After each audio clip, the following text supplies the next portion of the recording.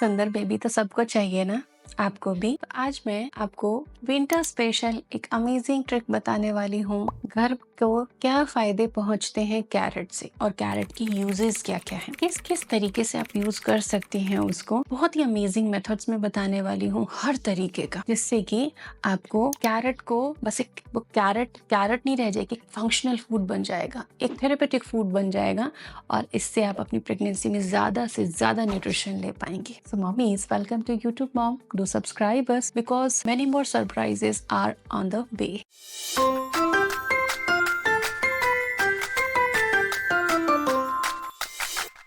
देखिए, बच्चे की आईज मजबूत होती हैं क्योंकि कैरेट में होता है बीटा कैरोटीन, जो विटामिन ए बनाता है आपके शरीर में। तो विटामिन ए के सप्लीमेंट प्रेगनेंसी में नहीं दिए जाते, डाइट से इसको पूरा किया जाता है। तो प्रेगनेंसी में अगर विंटर्स है तो ये आपके लिए अवसर हो गया, अपॉर्चुनिटी, ग्रेट अपॉर्चुनिटी है कि आप एम्पल अमाउंट में गाजर का इस्तेमाल करें। जिससे क्या होगा, बीटा कैरोटीन आपकी बॉडी में होगा और बच्चे के आई फॉर्मेशन में बहुत सपोर्ट करेगा। इसमें एंटीऑक्सीडेंट, पोटेशियम एंड B6 होता है। ये बेबी के ब्रेन डेवलपमेंट को बहुत सपोर्ट करता है, क्योंकि B6 की डेफिशिएंसी से बच्चे के अंदर न्यूरल ट्यूब और ब्रेन डेवलपमेंट के एरर्स आने के चांसेस रहते हैं।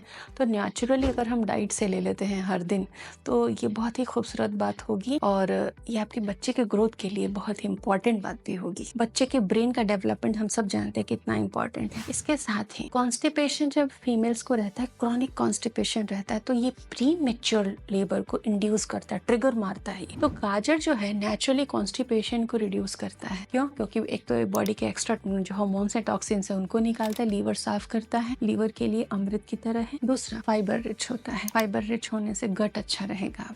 कहते हैं स्टडीज की 18% रिस्क बढ़ जाता है अगर जिन माओ को बहुत कब्ज रहती है उनको प्री मेच्योर डिलीवरी होने का। तो कब्ज से बचना है तो कैरेट यूज कीजिए। यूजेस भी मैं आगे बताऊंगी, तो वीडियो को पूरा जरूर देखें। गाजर एक लो ग्लाइसेमिक इंडेक्स फूड है, तो ये जेस्टेशनल डायबिटीज के रिस्क को कम करता है। आप ये ना सोचें कि गाजर तो मीठी है, इसको खाऊंगी तो मेरे से शुगर हो जाएगा, ऐसा नहीं है। इसका ग्लाइसेमिक इंडेक्स लो होता है, तो आपको डायबिटीज होने से ये बचा के रखता है। तो अगर कुछ मीठा खाना है ना, तो गाजर का मीठा बना के खा सकते हैं। लो जीआई फूड जो होते हैं ना, इंसुलिन की स्टेबिलिटी मेंटेन करते हैं और ये प्लेसेंटा का जो ब्लड फ्लो जाता है उसे भी मेंटेन करने में, बराबर बनाए रखने में हेल्प करते हैं। तो गाजर बहुत जरूरी है। माँ की और बच्चे की दोनों की ही स्किन को खूबसूरत बना देता है ये, क्योंकि इसमें कोलेजन सपोर्टिंग न्यूट्रिएंट्स होते हैं, एंटीऑक्सीडेंट्स होते हैं, विटामिन सी होता है और एंटीऑक्सीडेंट्स होते हैं। तो माँ बच्चे दोनों की स्किन चमकने लगेगी अगर आप गाजर यूज कर रही हैं। 6 बेनिफिट है कि फीटल इम्यूनिटी को इम्प्रूव करता है। इसके एंटीऑक्सीडेंट्स, इम्यूनिटी बूस्टर एलिमेंट्स बच्चे की इम्यूनिटी बना के रखते हैं, आप भी बीमार नहीं पड़ती हैं। स्टडीज कहती हैं कि मैटरनल एंटीऑक्सीडेंट्स जो माँ अपनी डाइट से लेती है, एंटीऑक्सीडेंट्स अपनी बॉडी में, उससे 60% तक बच्चे में जो कॉम्प्लिकेशंस के चांसेस होते हैं वो रिड्यूस हो जाते हैं। तो फीटल ऑक्सीडेटिव स्ट्रेस को कम करना है तो माँ को अच्छी मात्रा में एंटीऑक्सीडेंट लेने हैं, जो कि गाजर में अच्छे होते हैं। गाजर पोटेशियम रिच है, तो आपने सुना है कि प्रेगनेंसी में जल्दी डिलीवरी करानी पड़ी क्योंकि बीपी हाई रहने लग गया। ये आपकी बीपी हाई नहीं करेगा, स्टेबल करेगा, क्योंकि इसमें पोटेशियम भरपूर है। तो गाजर के देखिए ना कितने सारे फायदे हैं। अब हम जानेंगे कि इसको कैसे कैसे खाएं। कई लोगों को मीठा नहीं अच्छा लगता, कईयों को तीखा चटपटा अच्छा लगता है, तो गाजर से क्या क्या आप बनाकर खा सकते हैं। हलवा सभी जानते हैं, गाजर का हलवा। गाजर के हलवे से ही आप उसकी बर्फी भी बना सकते हैं। थोड़ा ड्राई कर लेना है, थोड़ा मावा ऐड कर सकते हैं तो वो कर लीजिए और उसकी बर्फी या लड्डू बनाकर आप स्टोर कर दीजिए, तो वो भी दूध के साथ खा सकती हैं। एक और इंस्टेंट मीठी रेसिपी है गाजर की खीर, बहुत ही अच्छी और थर्ड ट्रिमेस्टर में तो ज़रूर खाना चाहिए।